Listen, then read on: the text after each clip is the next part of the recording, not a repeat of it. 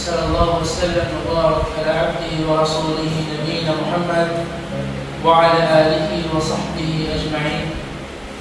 أما بعد، فإن أصدق الحديث كتاب الله، وخير الهدي هدي محمد صلى الله عليه وسلم، وشر الأمور محدثاتها، وكل محدثة بدعة، وكل بدعة ضلالة، وكل ضلالة في النار.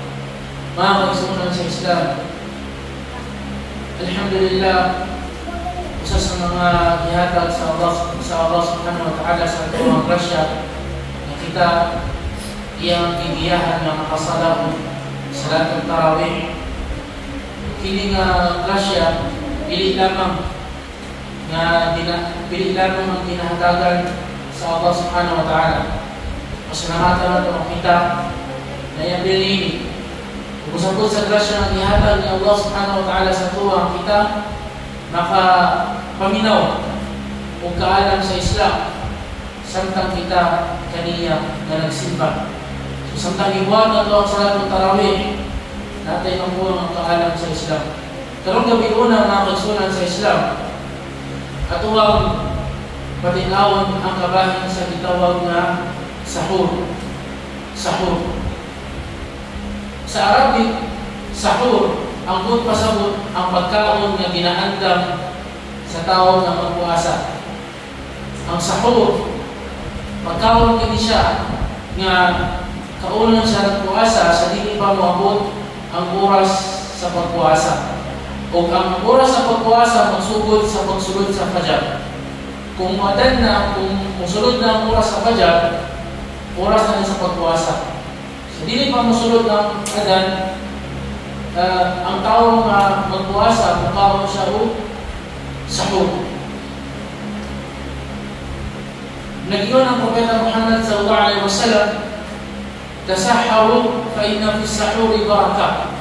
Isugod niya ang mga sahaba o kita ng mga ummah sa Nabi sallallahu alaihi wasallam, pangaon kamo sahur. So sugod ni siya ni Propeta Muhammad sallallahu alaihi wasallam, pangaon kamo sahur kaysa pagatinuod ang pagkaon sa sahur adunay baraka. So muna siya yung kaduha na adunay baraka. Masay meaning sa baraka. Kung matunggan na ito ang word niya baraka, ang pasabot niya sa Arabic language, kung mingon kag baraka, gikan na siya sa root word nga birka. Ang birka, mao na siya ang Arabic sa lake.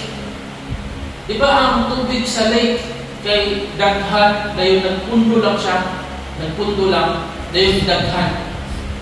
Itawag nga baraka, ang blessing na ihatag sa Allah sa usang kabuta, kay daghan ang blessing dayon magpundo. Buot pasabot, kung hatagan sa Allah o baraka ang imuhang kwarta panangitan lang, meaning padaghanon sa Allah ang imuhang kwarta dayon papunduhon. Ang buot pasabot sa papunduhon kanang magdugay sa imuha ba? Di ba na yung usahay na makadawag kag sweldo, mga kwarta ka sa kadlo, kurna dayon. Walay baraka. Ang baraka naaning duha, daghan dayon magkanunay. Kanunay siya, magpunto siya, munang baraka. Nagingon ang Propeta Muhammad sallallahu alaihi wasallam, tasahharu fa inna fi sahuri baraka, pangaon mo og sahur kaysa pagkaon sa sahur ay dunay baraka. Unsay baraka nga nasa sahur? Ang ato mga ulama ganingon nga naay gitawag nga baraka diniya o baraka dunyawiya. Baraka nga pang-relihiyon o baraka nga pang-dunya. So dito na ito sundan sa pang-dunya nga baraka. Unsay baraka nga benepisyo nga makuha nimo sa sahur sa pang-dunya? Ang mga ulama ganingon, ang imong pagkaon og sahur makatabang kini siya sa imong pagpuasa. So alhamdulillah, giubiga sa Allah sa ato ang pagpuasa, pero gihatagan kag panahon nga mukaon ta aron makahunat ka sa ato ang pagpuasa. Sugod pasabot, aron bitaw nga makalahutay ka sa imong pagpuasa, gipakaon ka og sahur. Mao na ang mga pagpuasa, kung gusto ka nga mulahutay imong pagpuasa hangtod nga mosadong adlaw, umata ka kaon og sahur. Sa baraka diniya, kanang baraka mapangliyon bahin sa sahur. Kaya ba yung mga sa pagkaon sa sahur, kanang pagkaon, mauna siya ang nag-inusarang pagkaon ng gisultian ni Propeta Muhammad sallallahu alaihi wasallam na naibaraka. Naibaraka. So unaw-unaw mo, mukaon na galing ka, nabod kay Edward. Dili siya pariho ang sahur na kaisulan sa Islam. Dili siya pariho sa pamahaw, dili siya pariho sa paniudto, dili siya pariho sa panihapon. Ang sahur na siya itawag ng pagkabalaan, medyo pagkabanan ba ang pagkaon sa sahur. Muna ang usa ka taon ng puasa, balingkamot yun na mamata ka og sahur para makakaon ka og sahur. Balingkamot na makamata ka sa suhur aron makakaon ka og sahur. Kasi kailangan sa sahur o sa suhur. Ang sahur sa, yani bil fatha kanang sahur muna siya ang pagkaon. Pero suhur bil dhamma, yani suhur muna siya ang oras sa din pa maabot ang fajar. Sa panahon sa mga Yahud o mga Kristiyano kaniadtong panahon ni Propeta Muhammad sallallahu alaihi wasallam, kung magpuasa sila, ang ilahang sahur kauno nila tunga sa gabi. Meaning, alas 12 sa gabi, ang mga Hudyo o mga Kristiyano, mga Yahud o mga Nasara, mangakon sila o sahur. Kung magpuasa sila, alas 12 sa gabi. Ang Propeta Muhammad sallallahu alaihi wasallam, iya kong gisupak. Kaya gusto niya malahi ang mga Muslim, malahi ang iyang umma. So iyang gibalaod nga ang sahur sa din pa maabot ang fajar. Ang benepisyo nga makuha ana, kaya kung magsahur ka alas 12 sa gabi, niabot sa fajar, utol na kayo, kaya taas kayo ang oras na mahilis pa ang kinahon. Pero kung kaon ka habit na ang fajar, medyo makalamutay ka, doon lang mo gikaon. Muna ang Propeta Muhammad sallallahu alaihi wasallam sa dihang gipangutana ang mga sahaba kung unsa ang oras nga ang propeta mukaon og sahur. Niingon sila sa masa hadith ni Zaid bin Thabit radhiyallahu anhu nga ang distansya sa pagkaon og sahur ni Propeta Muhammad sallallahu alaihi wasallam sa fajar kay mura kang nagbasa og 50 ka ayat sa Quran. 50 ka ayat. Estimated pila ka minutes. Wait. Udong. 50 ka ayat, pila ka minutes? Burning. 50 ka ayat, nana siya sa mga 15 minutes.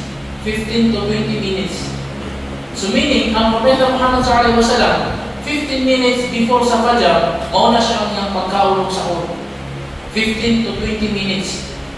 So dili bitaw example ang fajar na to alas 4 atong butangan og alas 4:30 ana sample lang alas 4:30 ang fajar.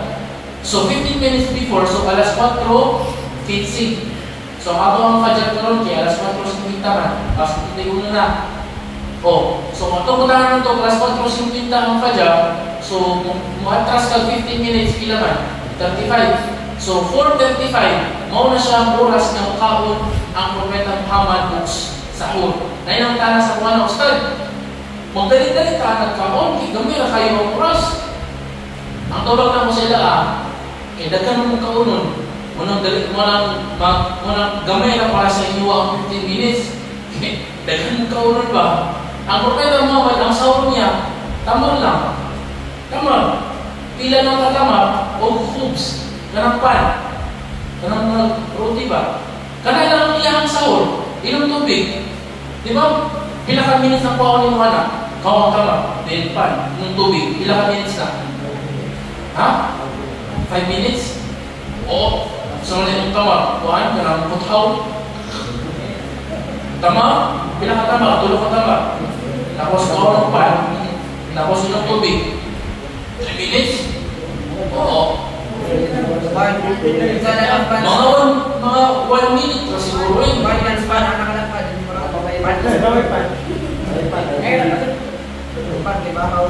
Kaya palitan mo pala ng gagawin na na. Basta close mo mabasa. Mas kaya po na ito pinaka-minutes.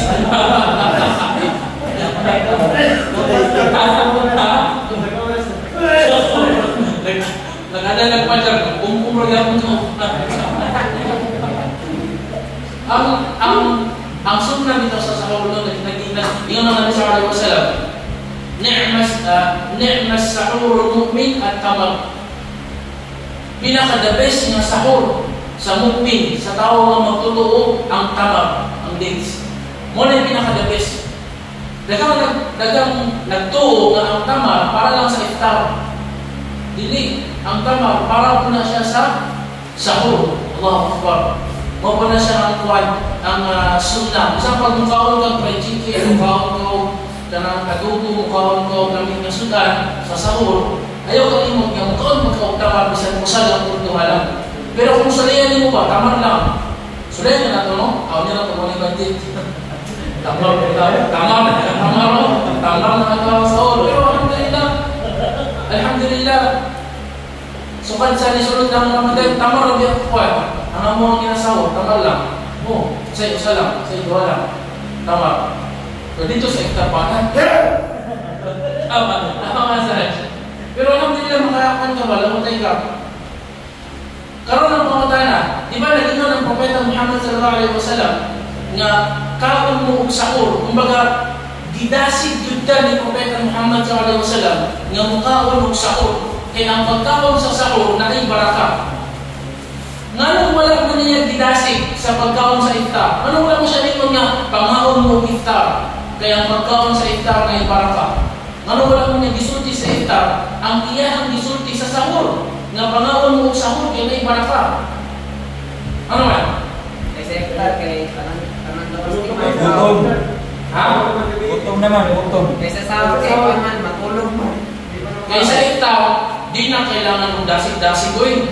Bahala mo ulit mo sulti, kaon mo, di mo ito man niya. Dahil hadith ko wala, bahala niya, basta kaon mo. Muna sa budol, parang doon. Sa iftar, muna ulit pagdasig. Ang problema ng good, diri sa sahur. Kaysa sahur, kaya wala bitaw tanaanan, di mo kaon ka ng mauras ba? Wala tanaanan, di mo kaon ng orasa. Muna, kaya balo ang Propeta Muhammad SAW nga ang tao, wa siya maanad nga mukaon sa kanang oras mo nang giapilan niya og pagdasig, pangako mo kay kanang oras kay nay baraka mo magawa ng oras. Mao bitaw ang mga ulama, gayon sila, bisan pag ang babae nga naay hayop, naay regla, dili siya mag-fasting, mas maayo gyapon nga mukaon siya og sahur. Kay nay baraka, manilang ba maapil siya sa baraka, kay naman mo kanang pagkaon na ay baraka. Allahu Akbar, na ay blessing. Allahu Akbar. Daramong kung naibata nga mubakot siya sa pagdili-obligado sa iyang pagpuasa, kung kaya niyang mata, mukaon siya kapil ba? Para makakaon lang siya sa sahur, kay naay baraka, at least makakaon siya sa baraka. So makadasig na sa imo nga ikaw nagpuasa, bisag katungkol kay ka, una-una mo nga, bisag iba usahay ganit, kaya hindi ka mukaon, kaya busog ka. Mukaon ka. Uy, gulong, mata na ako ng sahur. Busog pa ako. Hindi lang ako magsahur, tubig na lang. Imo una-unaon nga, bisag busog ka, dili ka mukaon og sahur para magpabusog. Kung dili, mukaon kag sahur kay sunnah, ibadah, na ibaraka. So, imong gisunod ang Propeta Muhammad SAW. So, kaya ikaw, katulog kay ka, pero pamunaan mo wala, gisugo man ang Propeta Muhammad, Muslim ako, niya na may reward ang pagsunod ng Propeta Muhammad. Sige, mumata na lang ko, bahala mo, kung dyan na ka, muhungit lang ka, o sa kahungit lang, alhamdulillah, ilang magtubig, pwede na siya, alhamdulillah. Tapos nakuta na po niya, Ustad, pwede ba ang sahur tubig lang? Naan. Pwede diha po ng sahur tubig lang. Basta na kayo masunod sa inyong tiyan, sa kanak ng oras, nakakaon, sahur. Alhamdulillah. So, kanapit ang pagkaon sa sahur, na siya benepisyo sa anuang pagtuo ng Allah. Kanapit ang pagkaon sa sahur, makatabang na siya sa pagdisiplina sa usa ka Muslim. Disiplina mo na siya. Kumbaga, pag-obliga sa Allah sa tuwa sa pagpuasa, iya ang didisiplina sa daghan ng butang o usan ini ang pagkaon sa sahur. Disiplina. Ano man? Di ba, lisod kayo pumunta og fajar, pero kung, nakasama ka sa dito yun. Friend, di ba? Pero kung, nanikaon ba yun? Mumunta ka, timukaon ka. So siyempre, pag kumain mong kaon mong sahod, taon-taon fajar naman. So makasala ka o fajar. Disiplina. Di ba? Natuluan ka nga musalag ka o fajar, gumikan sa pagkaon nimo sa sahod, pamagi sa pagkaon nimo sa sahod. Nakuha na to. Nasabtan mo siya pa? Kontrol na to. Ano nasabtan? Kailan mong bilang tao? Ang tao mas nakuha ko. Kontrol na ko ha. Ang pagkaon ng sahod sa pagpuasa, disiplina na sa tuwang kaugalingon nga makasalat o fajar. Kaya ikaw nga dili ka tigsala o fajar, kunya niabot ang Ramadan, magpuasa ka, dapat niya mukaon o sahod kay sunna, so murag maobliga ka na umata, mukaon o sahod kay magpuasa. Sa diyan yung mata ka, para mukaon o sahod, automatic nga yung mata ka, ilang ka minuto na lang, oras na sa fajar. So makasala ka sa fajar. Nakuha na to. So nadisiplina ka ng magsala o fajar. Pinaagi sa pagkaulin mo sa sahod. Tuha. Alhamdulillah. Ikaduha nga disiplina nga ato ang makakunan sa pagkaon sa sahod. Ikaduha nga disiplina na ato makakunan sa pagkaon sa sahod. Kana ikaw matrain ang imuhang kaugalingon nga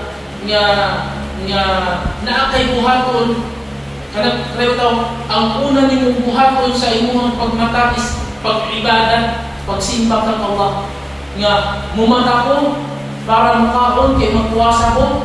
So inigbuklat sa imong mata sa oras sa sulod, automatic mauna-unahan nimo nga mukaon ko og sahur kay magpuasa ko.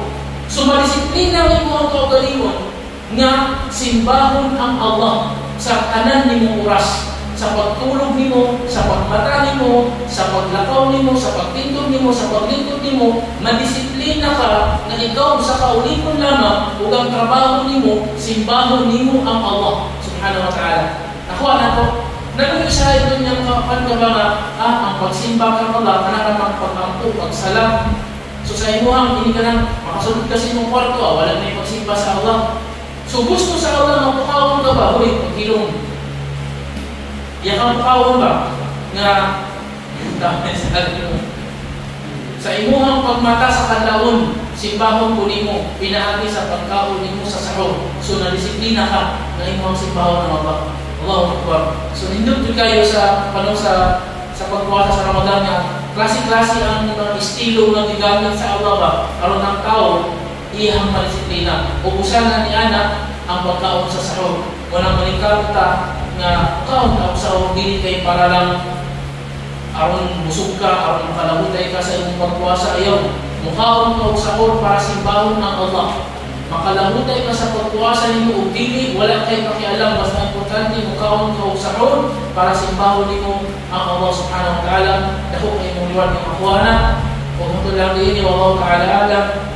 وصلى الله على نبينا محمد وعلى اله وصحبه اجمعين واخر دعوانا ان الحمد لله رب العالمين. السلام عليكم ورحمه الله وبركاته.